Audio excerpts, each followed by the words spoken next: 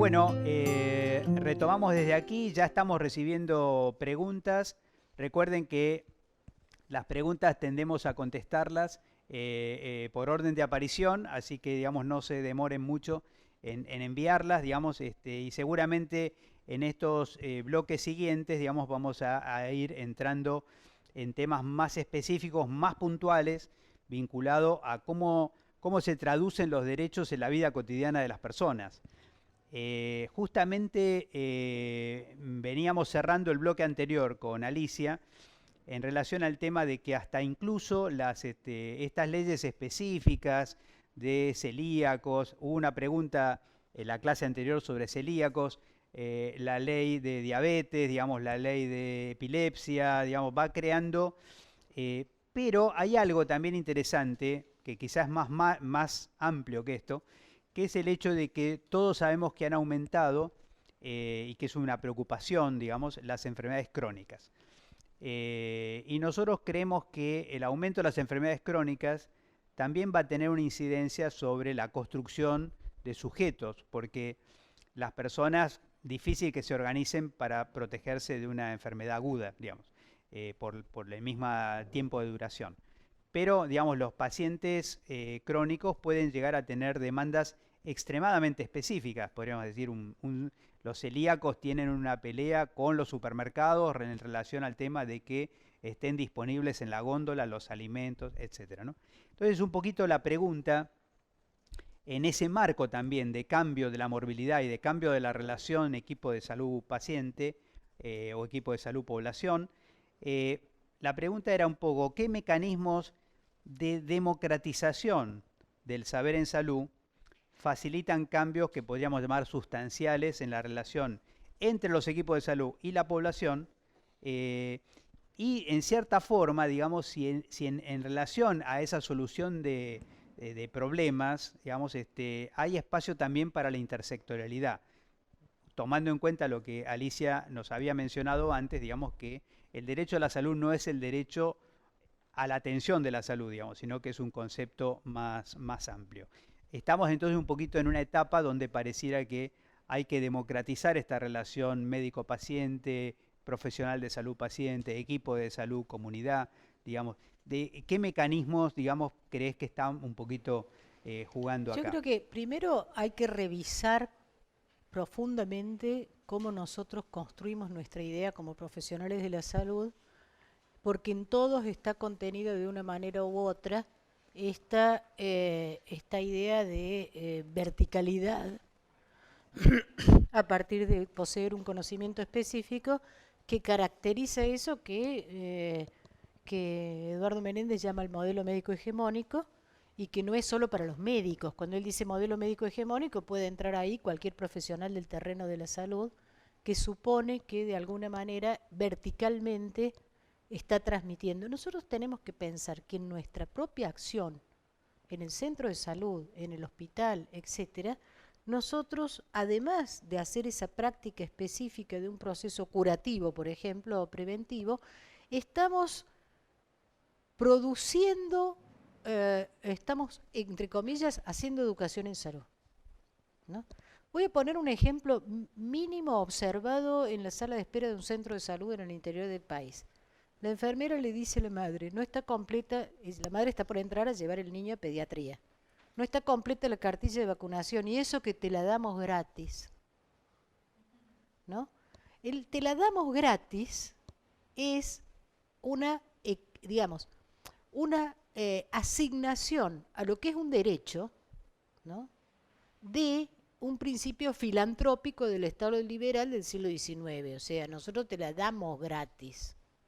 No es así, ni siquiera es un derecho de la madre, es un derecho del niño. La frase de la enfermera debió haber tenido presente, no estoy cuestionando a la enfermera, quiero decir, y todos nosotros tenemos eh, posiciones que transmitimos y construimos, ideas sobre el cuerpo, ideas sobre la salud, etcétera. Cuando una joven manifiesta temor ante la imprevisibilidad del parto y el médico le dice que si le preocupa mucho, mejor planeamos la cesárea, estamos construyendo toda una subjetividad, que no es solo la Ujú. de ella, sino lo que ella va a transmitir además a otras personas de su generación. No sé si, Totalmente, ¿qué? totalmente. Y cuando nosotros trabajamos con personas de las comunidades, creo que ahí sí tenemos que tener absolutamente presente que la participación social en salud, de la cual tanto se habla, no es que la gente venga a la reunión que planteamos en el centro de salud, es que nosotros vayamos a los espacios reales de participación de esa comunidad. Hace muchos años, cuando en Bolivia estaba lo que se llamó la Guerra del Agua, ¿m? Que son estos pueblos que peleaban por recuperar el agua que al privatizarla les había sido quitada porque no la podían pagar. Estuve en un encuentro internacional sobre el tema del eje era participación social en salud, y la representante del gobierno boliviano dijo que Bolivia tenía baja participación social en salud. Entonces yo le dije que me llamaba la atención porque en ese momento tenían la mitad de la población peleando por el acceso al agua. Y me dijo, sí, pero eso es político, no en salud. Entonces, nosotros no podemos esperar que la gente venga al centro de salud y venga a hacer esto que nosotros planeamos que ellos tendrían que hacer para lo que nosotros pensamos que son sus procesos de salud, enfermedad, atención. Nosotros tenemos que estar muchas veces en las formas propias organizativas de la comunidad, trabajar conjuntamente con ellos y a veces reconocer sus propios liderazgos. ¿No? Hay una digamos, en la vieja teoría más o menos, digamos, estilo Durkheim del profesional y de las clases medias, aparece siempre la idea de que el profesional es más profesional en tanto marque la simetría de conocimiento, digamos, entre el conocimiento, digamos, cuanto menos sepa el paciente y más sepa el profesional, parece que ese fuera el ideal, digamos, justificatorio de las profesiones mismas. Hemos recorrido un camino largo, podríamos decir, casi es una cita, digamos, de esta frase, pero, digamos, me parece interesante, porque lo hemos mencionado acá también, digamos, el tema de cómo, al revés de este imaginario, cómo, digamos, la oferta organiza la demanda, no solamente en un sentido económico de circulación, sino incluso en un sentido cultural. Construye hasta el discurso. Sí, incluso cuando o sea, en vos mencionabas lo notable. de... ¿Qué? Cuando uno escucha y en salud se nos cae la palabra social, digamos, generalmente lo planteamos como contexto. Casi nunca, digamos, conceptualizamos que la propia práctica en salud es social. O sea, el consultorio es un observatorio social. Obvio. Y es un espacio de intervención y el hospital es una social. comunidad, claro. Exactamente. Y además, la presencia, la comunidad está presente en el hospital. Hay que ver el funcionamiento de los no profesionales. Cuando digo los no profesionales, no digo el personal hospitalario que no tiene título profesional. De la gente que habita, transita, permanece, sale, construye. Sí. Ahora, nosotros somos constructores de subjetividad, digámoslo así. Sí, sí. O sea, Sí, somos claramente. constructores de subjetividad. Sí. Eso que te la damos gratis. Acabamos de construir una idea muy particular de la relación entre Estado y sociedad, entre Estado y derechos. Acabamos de anular la idea de derechos y transformar lo que es un derecho en una dádiva filantrópica, que es el modelo que, como bien diría Don Celot, consiste en brindar ayuda sin generar derecho. Claro. Esa es la filantropía, la idea básica del Estado. Por ahí es muy clásico. mecánico, Alicia, pero vos misma lo hiciste dinámico reconstruyendo históricamente, y te quería traer un poco al presente porque ayer, digamos, hubo una nueva manifestación pública, digamos, una tapa de página 12 de hoy es realmente una foto impactante. Alguna vez dijimos, digamos, en términos del progresismo, digamos, hoy un 8 de marzo mueve más que un 1 de mayo, digamos, para ser más o menos gráfico. Entonces, digamos, ¿de qué manera aquella historia, digamos, de cómo se fueron construyendo los derechos humanos, ayuda a iluminar este presente donde parece que en este mismo momento se está creando la base política, la base social, el sujeto que de alguna manera quiere construir un nuevo derecho. Es muy interesante eso, porque América Latina ha tenido características, y la Argentina particularmente, muy especiales con respecto a los derechos humanos. ¿Mm? Es cierto lo que yo dije, Naciones Unidas nace y entonces en ese momento se establecen los derechos humanos y después aparecen, es curioso, los derechos de los humanos y de las comunidades es el del África, donde no pudieron separar bien al hombre de la comunidad, a la persona de la comunidad, entonces tiene derechos, ahí aparece la Declaración de África, tiene derechos humanos y de las comunidades. Pero, volviendo a esto, es en América Latina donde notablemente los derechos humanos dejan de ser una plataforma internacional que se discute, la corte, qué sé yo, y se transforman en una idea fuerza de movimientos sociales. ¿Mm? Yo tengo la teoría de que esencialmente hoy, o sea, profundizar los derechos humanos como idea fuerza en cualquiera de sus marcos es es un límite muy importante a una cierta tendencia a que la acumulación de riqueza y la concentración de la riqueza pase por encima de cualquier derecho y de cualquier forma de vida. ¿Mm? Acá quiero poner otra cuestión y por lo tanto de la salud. No hablemos del mercado de la salud, que estamos hablando del 8% del Producto Bruto Mundial, el complejo médico industrial financiero, las enfermedades crónicas aumentan entre otros casos porque muchas enfermedades que antes eran agudas y producían la muerte, la ciencia nos ha permitido cronificarlas, pero también es cierto de que se generan enfermedades crónicas que no son tales, el campo de la salud mental es notable, y inclusive se modifican estándares de normalidad del cuerpo, la tensión arterial, el colesterol, etcétera, para mantener medicadas personas que podrían andar tranquilamente por la vida sin ningún medicamento, y se hacen intervenciones costosísimas que podrían tranquilamente ser reemplazadas por intervenciones más sencillas o reemplazadas por modificaciones en las condiciones de vida. Esto, digámoslo, en paquete, por eso decía lo de la medicalización. Pero volviendo, ahí se me fue un poco el hilo, pero volviendo a la cuestión de lo particular de América Latina con los derechos, ¿no? Uno de ellos es esta idea de los derechos de los derechos humanos como idea fuerza, que entonces configuran no únicamente un reclamo internacional, vamos a un Estado que reclama internacionalmente o un país que penaliza al otro por violación de los derechos humanos, sino que creo que la Argentina es un caso clarísimo de un movimiento atípico, porque lo protagonizaron mujeres, madres desde su lugar de madres, pero que le dieron una dimensión política persistente a lo largo del tiempo, que fue produciendo transformaciones en el conjunto de la sociedad, irradiando el conjunto de la sociedad. Lo otro que trae alguna legislación latinoamericana es una cuestión, un concepto filosófico y jurídico. Pongámosle el nombre, eso no es folclore, eso no es un camino de la antropología. No es que el derecho es el que viene del derecho romano y lo que se pensó en otros lugares es folclórico, ¿no? Bueno, ¿qué es la categoría del buen vivir?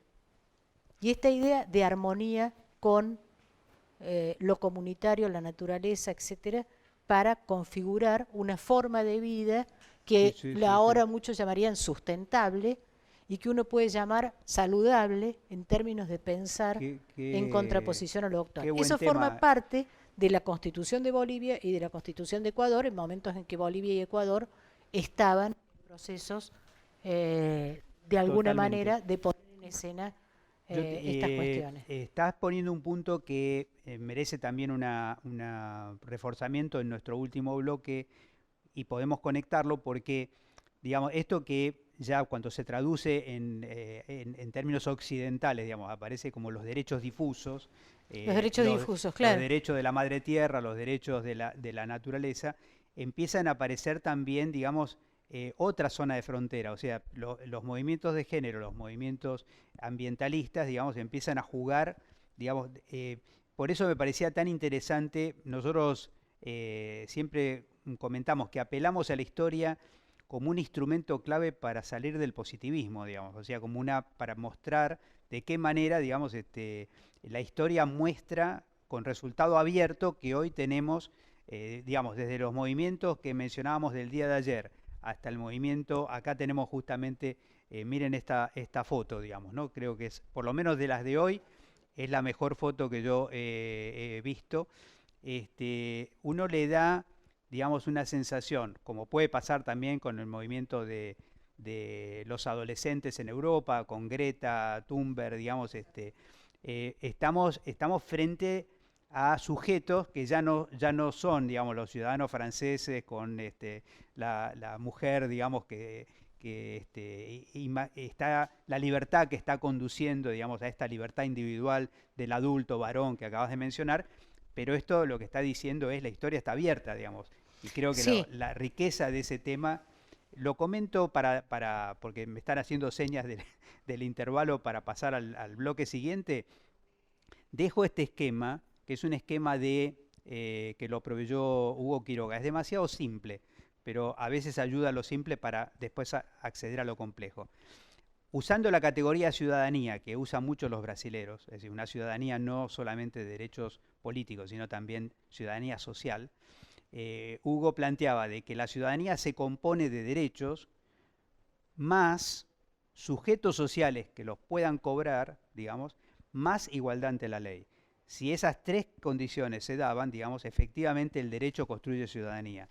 Si no, puede ser una letra muerta, digamos. Y casi te diría, no me conteste ahora, pero si ese esquema, digamos, nos podría ayudar para ver esta dinámica que acabamos de ver en esa foto, para ver si hoy mismo no estamos asistiendo a un momento histórico, digo, más allá de todos los juicios de valor que puede abrir esa foto, digamos, para señalar justamente de que esto de que la historia está abierta.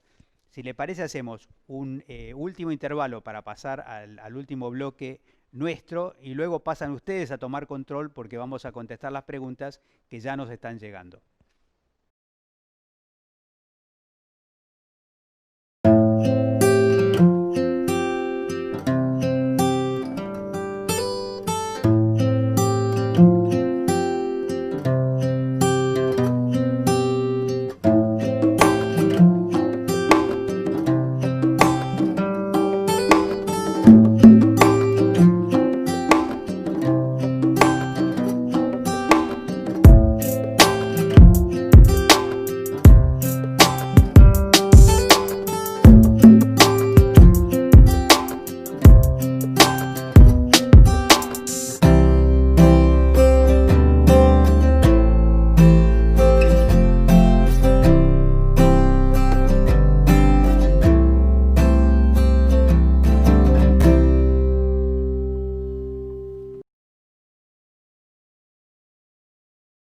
Bueno,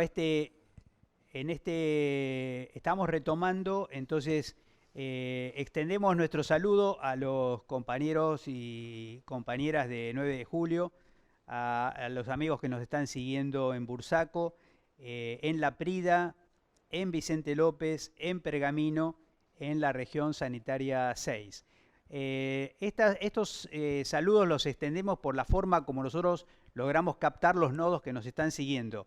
Si ustedes quieren mayor precisión y quieren que les mandemos saludos, nos mandan un mail, digamos, para decir específicamente quiénes están, dónde, y va a ser un gusto para nosotros también poder saludarlos a todos y cada uno de ustedes desde donde están en este momento escuchándonos. Sabemos que hay compañeros que nos siguen por Instagram, que hay compañeras que, digamos, que se han comprado un celular nuevo para hacer este curso, queremos agradecerle enormemente. No queremos dinamizar la industria del celular, pero en la práctica, digamos, parece que esto ha sucedido. Volvemos entonces aquí a la última parte de la parte más pautada, digamos, de las preguntas que nos han surgido en este curso, que eran justamente, digamos, vinculado a un tema que con Alicia hemos compartido con mucho gusto, digamos, que es que mientras a veces en la Argentina la idea de participación se asocia a comunitario, a micro, a pequeñito, digamos, como que lo único que podría generar participación es lo local.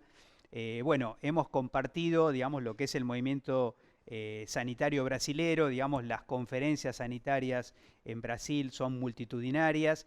En la Argentina, digamos, el movimiento de derechos humanos tiene citas casi ya estamos en vísperas del 24 de marzo, digamos, empieza a generarse el 8 de marzo, digamos, va a ser sin lugar a duda este año un día muy importante. Es esta sensación, digamos, de la palabra participación social en salud, digamos, es una gran incógnita y al mismo tiempo, digamos, no la estamos inventando ahora, pero traducirla y plasmarla es una gran tarea, ¿verdad? ¿Cómo estás evaluando, digamos, en este momento esta idea, digamos, de participación social en salud? ¿A qué nos invita, digamos? Y la participación social en salud, acá voy a volver a lo de la integralidad de derechos. Hay distintas formas de participación social en salud. Hoy cuando estábamos reunidos yo decía, hay formas hasta de sumatoria de individuos, de fenómenos colectivos, que no es lo mismo que participación social en salud.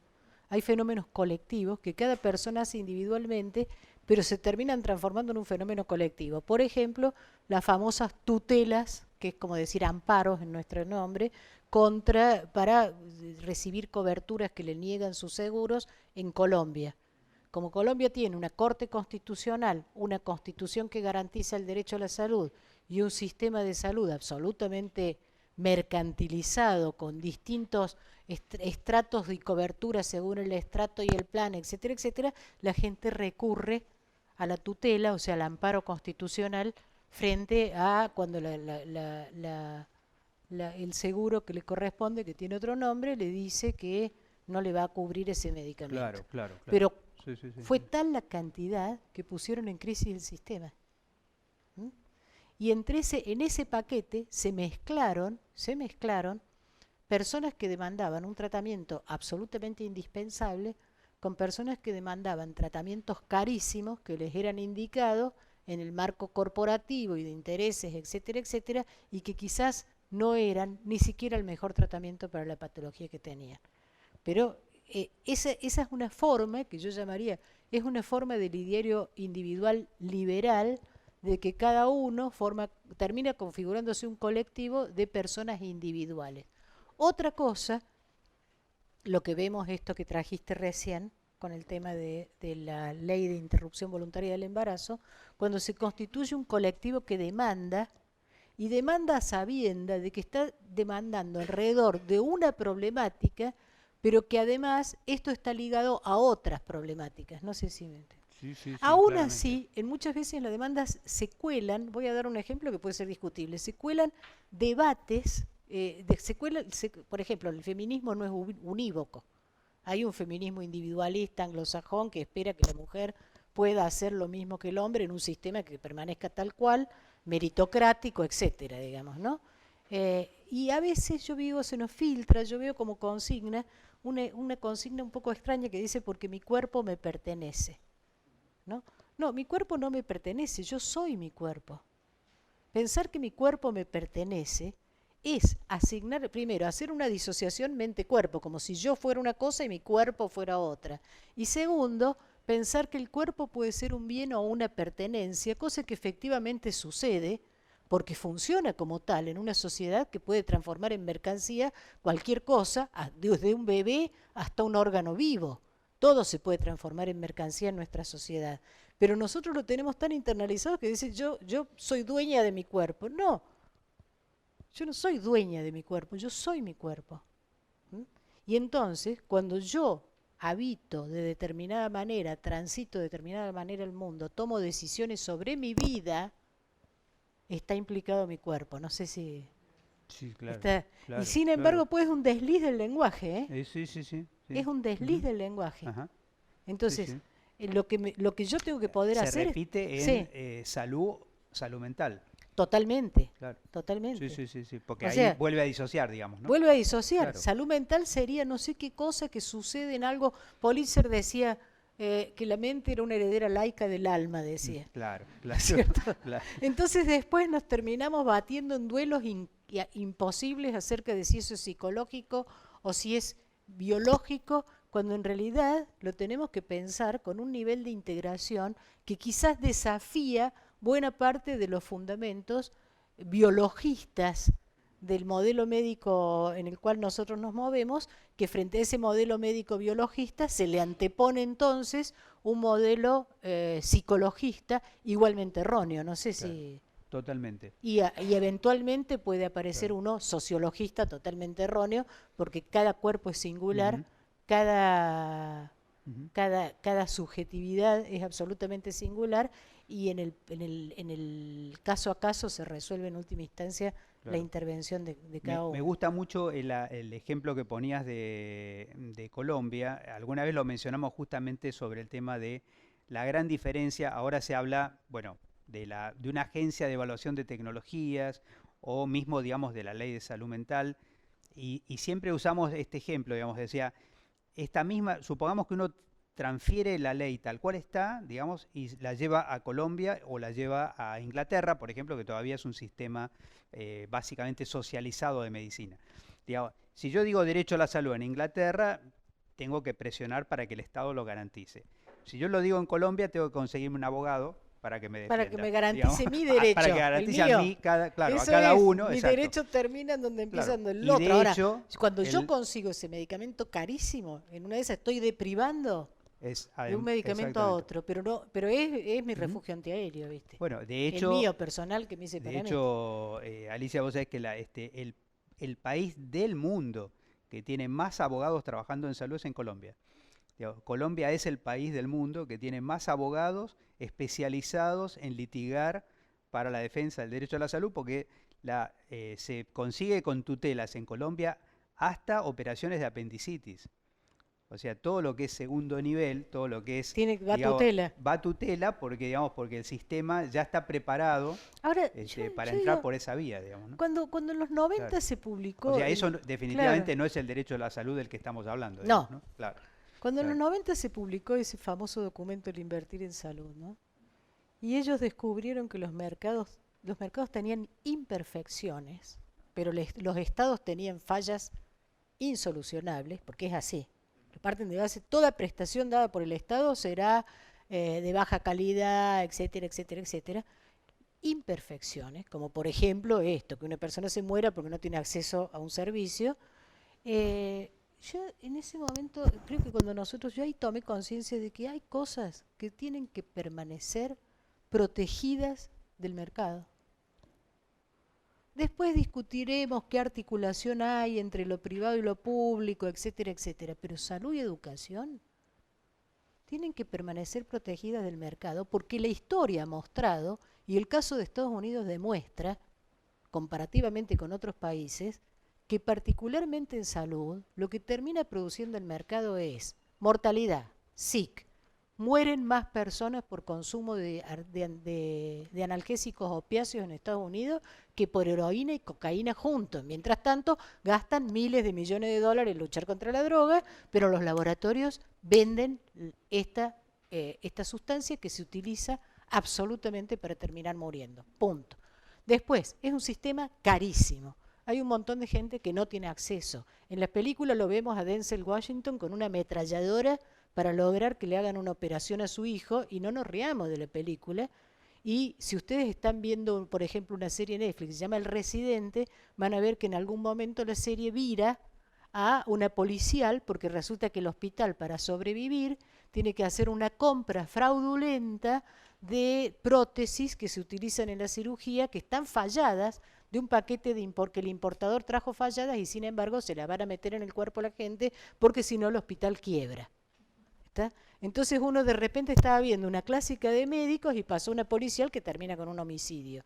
Entonces, no me voy a meter en el tema de educación, pero en salud, el mercado, otra falacia, las investigaciones no las hacen los laboratorios, las compran hechas, las hacen investigadores como los que nosotros hemos dejado en la calle del CONICET, etcétera, etcétera. Entonces, tampoco es cierto que le debemos todos estos avances al mercado. ¿Mm? Definitivamente. Entonces, Sí, sí. es ahí el Sí, punto sí. donde yo Me digo, acordaba tu ejemplo anterior, porque en la guerra del agua, hablando de las cosas que no se puede dejar al mercado, una de las cosas que más irritó en Cochabamba, que es una ciudad que tiene problemas de agua, es que la empresa de agua que había privatizado le quería cobrar a los vecinos que sacaban agua de pozo. O sea, hacían Como si fuera de como si ellos. fuera de ellos, De acá porque hay una no empresa que les tenían, quería cobrar a claro, los cartoneros por recoger la basura porque decía que la basura era de ellos, que se bueno, la pagaban esa- por kilo. claro, sí, sí, Esto bueno, pasó en la crisis del bueno, 2001. bueno, en ese marco creo que estamos completando, digamos, podríamos decir así, esta fantástica, quisiera decir en mérito tuyo, digamos que es la primera vez que se nos va corriendo los tiempos, porque, digamos, estamos todos muy atentos, digamos, a esta conversación, pero tenemos que guardar un poquito de tiempo para las preguntas que ya han llegado, así que hacemos un minuto para organizarnos nada más estas preguntas y vamos al último bloque del día de hoy.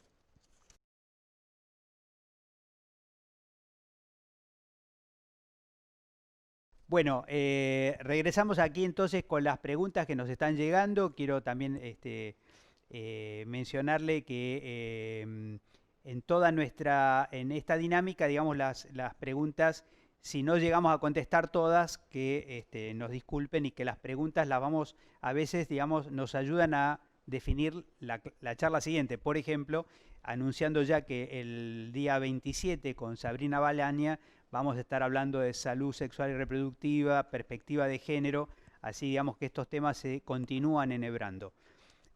Una pregunta casi obligada para Alicia, nos está llegando de la coordinación del bloque de formación común, es qué evaluación puede hacerse quizá desde la perspectiva nacional, digamos, a 10 años de la ley de salud mental.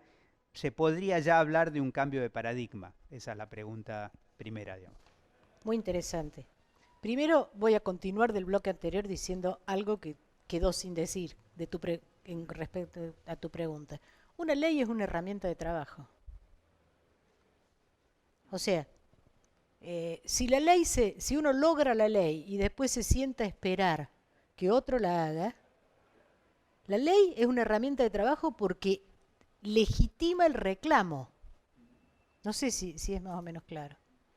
Si yo conozco, por eso es importante la democratización de la justicia en el sentido profundo que lo traen algunos, que la gente tenga un conocimiento profundo de sus derechos. Acompañé alguna vez una mujer, una militante del movimiento de usuarios de servicios de salud mental, la acompañé a una internación y estaba en situación de internación y aún así dijo, yo no firmo nada, quiero que vengan los abogados del cuerpo de letrados, que me garanticen mis derechos.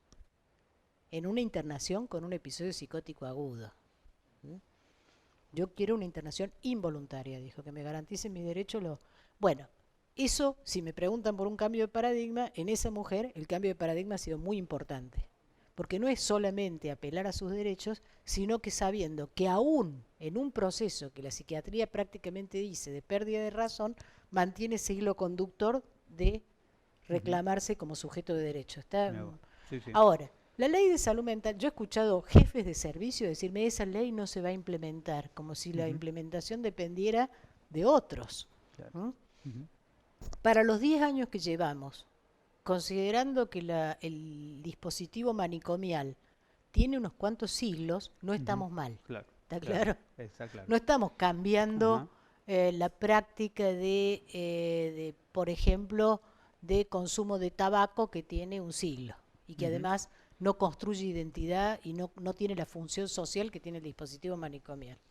Estamos cambiando algo muy arraigado en un sistema de difícil transformación y no me refiero solamente a las prácticas de los profesionales y de los servicios, sino también a lo profundamente arraigado que está en el conjunto de la población en la estigmatización del tema de la locura. Totalmente. Por lo tanto, la Totalmente. colocación del loco en un lugar de sujeto de no derecho. Perfecto. Les pongo un solo ejemplo, tenemos todos los diarios dando vuelta alrededor de este terrible episodio del pibe de este joven que mataron a golpe el equipo de rugbyers. En Villa Gesell. Claro, pero la semana pasada, anteayer murió un joven veterinario colombiano que tuvo un brote psicótico acá Y lo y mataron en un penal. que lo mataron entre idas y vueltas, entre una institución psiquiátrica que lo dieron en síntesis preso, muerto, a golpes, de la misma manera. ¿Mm? Pero no va a Y salir... si no, y claro. recordemos el caso de ese joven estudiante, ¿no? Que tuvo un episodio psicótico en su viaje de fin de curso, ¿m? Que las profesoras lo dejaron en una comisaría. Si hubiera tenido una apendicitis, ¿lo hubieran dejado en una comisaría? No las culpo, ¿eh? Creyeron que había consumido droga, ligaron droga con delito. Y entonces el joven en ese episodio psicótico, fue dejado en una comisaría donde los comisarios lo mataron donde los policías lo mataron a golpes y después hicieron desaparecer el cadáver. Y fue un largo juicio para terminar descubriendo además que algunas de esas personas finalmente estaban implicados en delito de lesa humanidad. O sea, todo hace un circuito, ¿está Un claro? circuito. Ahora, Ujú. ningún médico, ninguna profesora, ninguna persona dejaría en una comisaría a alguien porque tiene un dolor abdominal agudo. Pero dejan en una comisaría un joven porque está delirando. No sé si está claro. Está clarísimo. Entonces, cuando me Está clarísimo. preguntan si hay un cambio de paradigma, Ujú. estamos en un tránsito para hacer un cambio de paradigma que espero Ujú. logremos, pero un paradigma que nosotros Ujú. contribuimos a construir permanentemente. Un alumno en la facultad me dice una vez, me voy a recibir y nunca vi un psicótico. Ujú. Esa frase no me la olvido, le digo, eso es lo que vos creés. Ujú. O sea, ¿qué idea tenía él de lo que era un psicótico? Claro, O sea, claro. yo atiendo personas que han sido diagnosticadas como psicóticas, que llevan vida, van, vienen, toman ómnibus, comparten, etcétera. La Claro. gente lo que tiene construido es esa nuda vida del sujeto institucionalizado durante 20 Sí, años, sí, que ya no sí. tiene dientes, Sí, que sí. ya está sobremedicado Claro. toda una vida, que ya perdió toda... Y que uno se olvida que la mayor parte de los síntomas lo produce la internación Claro. y no la patología. Ahora, ¿qué es lo que hemos logrado de la ley? Tengo 13 preguntas. Ah, 13, bueno. Una cosa, hemos logrado, sin embargo, que en 2017, ya estaba en 2017, cuando se intentó dar de baja el decreto reglamentario y alterar la ley con un decreto reglamentario nuevo que cambiaba hasta su definición, en un Ujú. año electoral que el gobierno en ese momento ganó las elecciones legislativas, sin embargo, fue tal la movilización del movimiento de salud mental que dimos por tierra con el decreto reglamentario y con el director nacional de salud mental de ese momento. Eso es participación. La segunda pregunta que tenemos es, se tomó un poquito esta idea de respecto a la endogamia del sistema de salud, nos interesaría desde nuestro rol como trabajadores de la escuela, digamos, ¿qué contribución ves en la perspectiva docente que puede hacer para romper la endogamia, este tema de la endogamia del sector salud? Quizá por esto de la integralidad de derechos.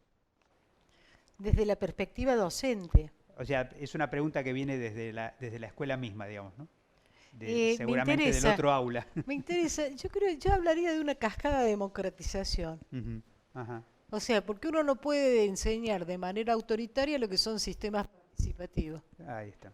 ¿Está claro? Claro, claro. O sea, Bien. vos lo sabes muy bien porque has Ujú. tenido la Ujú. responsabilidad de pensar una currícula nueva de medicina.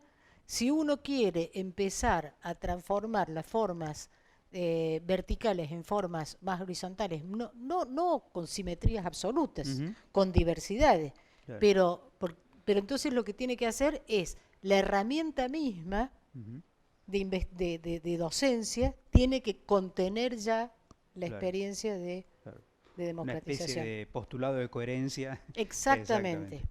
Exactamente. Esta pregunta quizá tiene que ver un poco con lo que hablamos sobre cesáreas, viene de tocoginecología de Junín. Cesáreas nace sobre todo en el sector privado. Dice, el hospital busca revertir esta tendencia. ¿Cómo pueden fortalecerse los equipos de salud en estrategias alternativas? Los equipos de salud de los De hospitales. los hospitales para la prevención Yo creo de que cesáreas. favoreciendo las Ujú. condiciones de trabajo de los equipos Ujú. y de abordaje interdisciplinario del Ujú. problema. Claro, claro.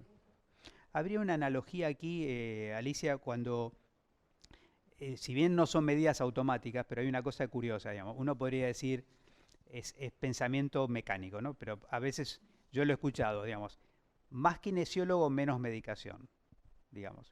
Más psicólogo, menos medicación. Yo diría, digamos, más obstétricas, menos cesáreas, digamos. Es decir, Exactamente, creo depende de que las creo que mujeres también tengan. depende mucho de cómo se arman los equipos de salud, cómo se comunica. Me parece que Creo hay, que los equipos de ¿no? salud tienen también que hacer un importante proceso de desnaturalización de la cesárea Ujú. y además colaborar. Por ahí, vos sabés que no es más de los sectores privados porque este incremento de las cesáreas también es más de las clases De las clases medias. medias, ¿M? claro. Sí, sí. Las jóvenes de sectores populares me da la impresión de que tienen más incorporado el parto, han Ujú, más visto nacer. ujú. Hay una cuestión, casi te diría hasta cultural. Los que nos hemos criado, por ejemplo, con una parte de nuestra vida en zonas rurales, vimos nacer un montón de seres. Claro. He visto Ujú. nacer antes de que naciera mi hijo, ya había visto nacer un potrillo, había visto nacer Eso, un ternero, había visto claro, nacer pollito. Digamos, sí. Claro, no es la eso experiencia urbana, no es la digamos, experiencia no urbana, no es la definitivamente, experiencia claro, urbana, es por claro, decir, claro. antes las jóvenes, Ajá, cuando eran madres, ya ujú, habían cuidado un bebé. claro, Porque el sobrinito, porque qué sé yo. Ahora hay chicas que cuando nace, la primera vez que tienen un bebé en las manos, es el momento en totalmente, que nace el propio. totalmente. Y no han- Abonando lo que hay que decís, ayudar esos procesos, creo que de alguna sí, manera, ¿no? abonando lo que vos decís, digamos, por un lado también se ha caído mucho la preparación, todos los tiempos dedicados a los cursos de preparación, y además, digamos, tenemos ya registro de obras sociales, digamos, que están arriba del 80% de cesáreas, digamos. O sea, ya estamos hablando de, no digamos de superar el 20, superar el 30 o el 40, digamos, ya estamos hablando de 80% de cesáreas, que indica prácticamente, digamos, que para el sector social que tiene cobertura de obras sociales, digamos, esto ya es directamente la práctica. También tenemos un dato, digamos, encuesta, no es nacional, pero una encuesta urbana, 30% de las mujeres conceptualizan que la cesárea es un derecho, digamos. O sea que tiene va llevando, digamos, definitivamente a una Eso construcción. sería como pensar que la histerectomía es un derecho. Bueno, Si tenés que hacerte una claro, histerectomía, sí, claro. pero si te la tenés que hacer por... Yo creo que vuelve a eso que vos mencionabas antes que conversábamos de que la oferta también organiza la demanda y además la convence, o sea, la construye. O sea que hay un momento dado donde vos ya no sabés si es la opinión digamos, si al final la cesárea la generó, digamos, el equipo de salud o la generó la demanda de una población que luego de un cierto tiempo termina, digamos, transformando eso en un pedido, podríamos decir así. Quizá las preguntas siguientes nos van a ir conectando con esto, porque nos pregunta los usuarios de los servicios de salud, ¿qué acciones o estrategias podemos utilizar para reivindicar esta mirada de derechos ante un sistema mercantilizado, hiperespecializado y cerrado en sí mismo? Qué interesante, porque los usuarios de qué servicios. Ujú, ¿Mm? ujú, Por ejemplo, si yo pienso en un centro de atención primaria de la salud, ajá, pienso en una zona, en una regional de primer nivel de atención, pienso directamente que puede organizarse una asamblea colectiva, pensar cómo se genera una forma barrial de respuesta, ujú, etcétera, etcétera. ujú, Si yo pienso en un hospital, me parece que la vía va más por la presión sobre el gobierno municipal, claro, local, etcétera, ¿no es ujú, cierto? O provincial, que eran pocos exactamente. hospitales nacionales. Ujú, Cuando hicieron todo el proceso de descentralización, uno de los alegatos era justamente, esto va a estar más cerca de la comunidad, hagamos uso de eso, ujú, ¿no es cierto? Inclusive en algunos casos, los hospitales, los modelos SAMIC, tenían contemplada la exactamente, participación exactamente. Sí, sí, sí, social, sí. la participación de la comunidad, de Esto que vos representantes de la has comunidad, estudiado en El Dorado y que claro, se repite en el cruce, se repite en el modelo del Garraham, que la es idea un de un modelo buen de hospital de comunidad, digamos, hospital claro. de comunidad, que Ujú, creo que ahí sí, es otra cosa. claro. Ahora, si yo soy usuario de una obra social, Ujú, eso es curioso, porque si la obra social es sindical, ujú, se supone que a mí me representa el sindicato. claro, Pero no todas obras sociales, pero no toda persona está sindicalizada, claro. no toda persona participa del sindicato Ujú, y no toda obra social es sindical, exacto, ¿no es cierto? exacto. Eh, Entonces, ujú, tomemos el modelo PAMI, que después de todo, exactamente. ¿no es cierto?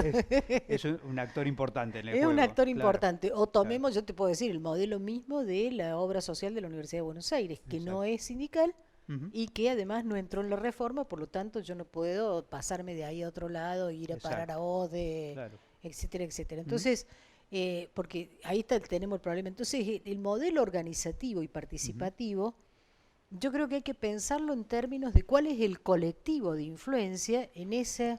ujú. ¿Mm? Nos preguntan sobre la atomización de tantas leyes específicas en salud. ¿Es en realidad manifestación de una falta de integralidad en el pensamiento en salud? Cuando se estaba discutiendo la ley de salud mental, mucha gente me preguntó por qué un país que no tenía una ley general de salud iba a tener una ley de salud mental. En el caso de salud mental, nosotros teníamos un argumento muy importante, que era la única práctica en salud que se reservaba el derecho de privar de libertad a una persona. Habiendo desaparecido la ley de lepra, que era la anterior, quedaba únicamente la ley de salud mental. Por ninguna otra causa una persona puede ser retenida sin su voluntad. ¿Mm?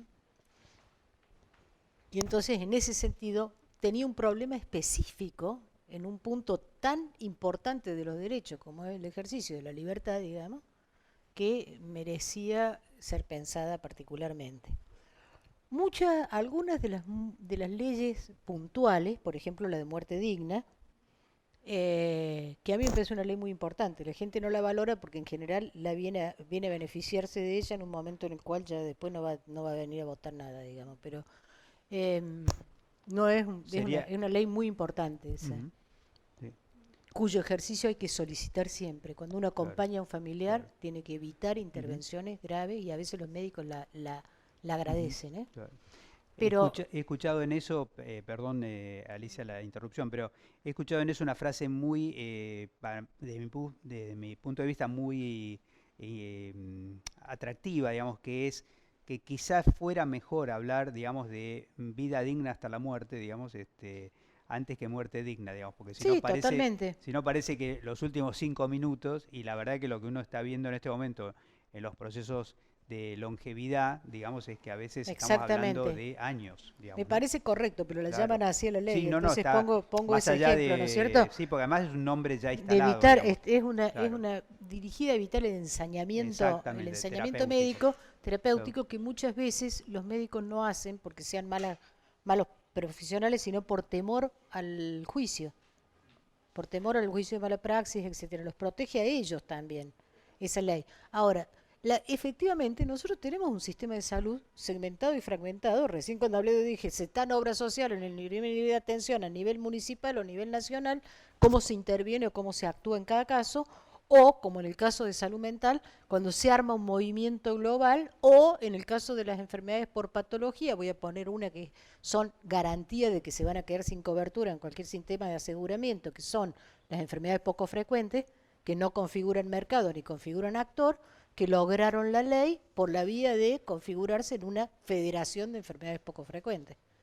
¿No es cierto? Entonces, ahí es que uno va viendo distintas formas con distintos objetivos de configuración de gente que va generando estas herramientas, pero en realidad las necesita a muchas de ellas porque no tenemos un sistema de salud que hoy por hoy garantice que toda persona va a tener acceso a la prestación que necesite, porque si no, los padres de los chicos con dislexia, las personas con enfermedades poco frecuentes, etcétera, no necesitarían una ley propia.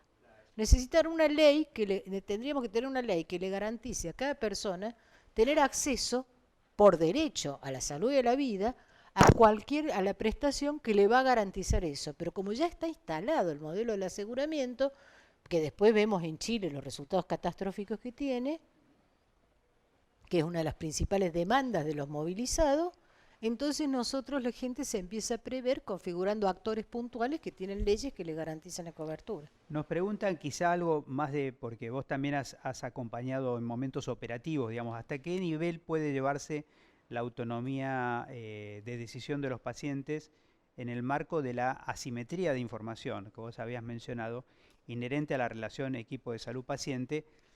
La pregunta no lo dice, pero pienso que es incluso extrema en el caso de salud mental, digamos, este tema de la asimetría de información en algunos casos, pero Bueno, en el sistema de salud en general, digamos, la, intervenciones la, quirúrgicas, la ley de claro. salud mental habilita la internación involuntaria. No quedó fuera no quedó fuera de la ley, no está prohibida, pero específicamente en el marco de una situación que se diagnostica como de riesgo cierto e inminente. Eso es una particularidad para lo cual hubo que además que modificar el Código Civil, transformar peligrosidad, etcétera. Ahora, esa asimetría es irreversible, eso lo hablábamos hoy.